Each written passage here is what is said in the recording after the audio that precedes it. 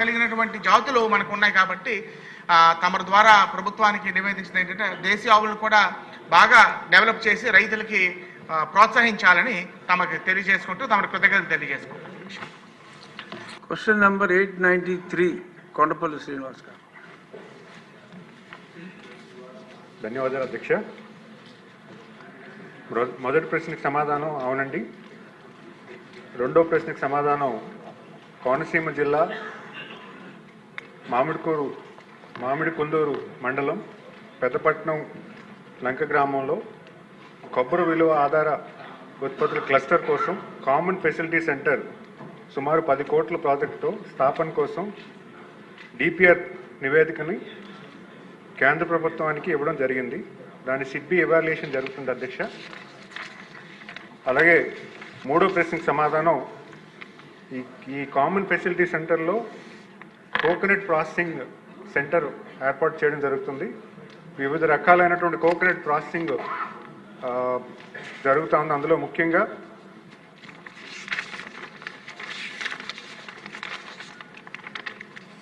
డెస్టినేటెడ్ coconut powder processing setup, virgin oil coconut processing centre, packing centre, అలాగే coconut shell charcoal processing setup ఉంటుంది. అలాగే storage and material handling కూడా ఉంటుంది. And training centre for skill development కూడా ఇందులో provide చేయడం జరుగుతూ ఉంది. ముఖ్యంగా ఈ ప్రశ్న అడిగినందుకు ధన్యవాదాలు అధ్యక్ష. సప్లిమెంటరీలు ఇంకా మరిన్ని వివరాలు తెలియజేసుకుంటాం. దేవా వరప్రసాద్ గారు. నమస్కారం సార్. ముఖ్యంగా రాజోల్ నియోజకవర్గం కొబ్బరి ప్రధానమైన పంట సార్. ఇక్కడ సుమారుగా 25,000 ఎకరాలు ఆయకట్టే ఉంది కొబ్బరికి. అయితే సుమారుగా ఒక 300 కోట్ల రూపాయల వరకు కూడా ప్రతి ఏటా బిజినెస్ జరుగుతూ ఉంటుంది. కొబ్బరి ఇక్కడి నుంచి రాజోల్ నియోజకవర్గం నుంచి మహారాష్ట్రకి, అలాగే గుజరాత్కి, ఛత్తీస్గఢ్కి, ఒడిశాకి ఇట్లాగా వేరు రాష్ట్రాలకి ఎగుమతి అవుతూ ఉందండి.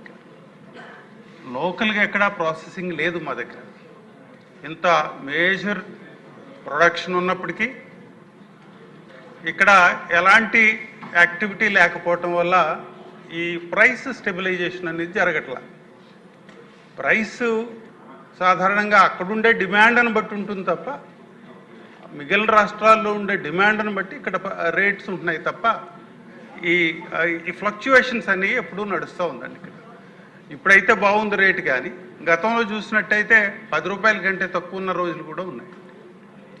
కాబట్టి మేము రిక్వెస్ట్ చేసాము. తర్వాత గవర్నమెంట్ కూడా, మన గవర్నమెంట్ వచ్చిన వెంటనే ఒక జీవో ఇష్యూ చేశారు.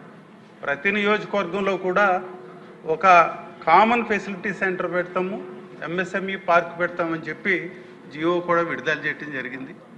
రాజోల్ నియోజకవర్గంలో ముఖ్యంగా తూర్పుపాలెంలో ఈ ప్రాసెసింగ్ సెంటర్ పెట్టాలని, ఎంఎస్ఎంఈ పార్క్ పెట్టాలని చెప్పి రిక్వెస్ట్ చేయడం జరిగిందండి.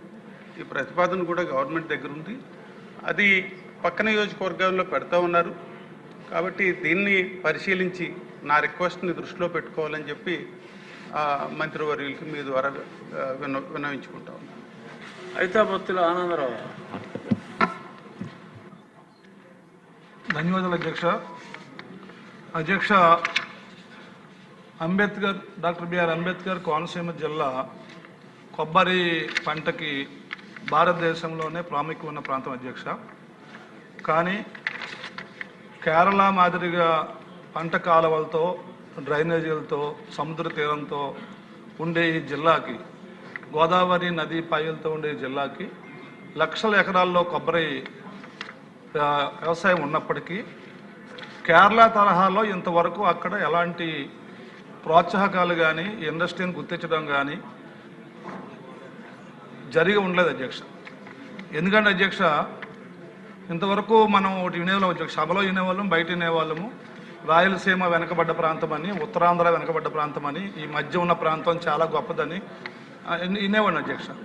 కానీ ఇటీవల పారామీటర్స్ చూసిన తర్వాత, అలాగే కొత్త జిల్లాలు ఏర్పడిన తర్వాత పారిశ్రామికంగా బాగా అభివృద్ధి చెందిన తూర్పుగోదావరి జిల్లా, కాకినాడ జిల్లాలు విడిపోయిన తర్వాత రాష్ట్రం మొత్తం మీద అత్యంత పేద జిల్లా ఏదైనా ఉందంటే అది అంబేద్కర్ కోనసీమ జిల్లా అధ్యక్ష. ఎంత పేద జిల్లా అంటే అధ్యక్ష, అక్కడ చేపల చెరువులు, రొయ్యల చెరువులు, కొబ్బరికాయలు తప్ప ఇంకేమీ లేవు అధ్యక్ష. అందుకే గౌరవ మంత్రి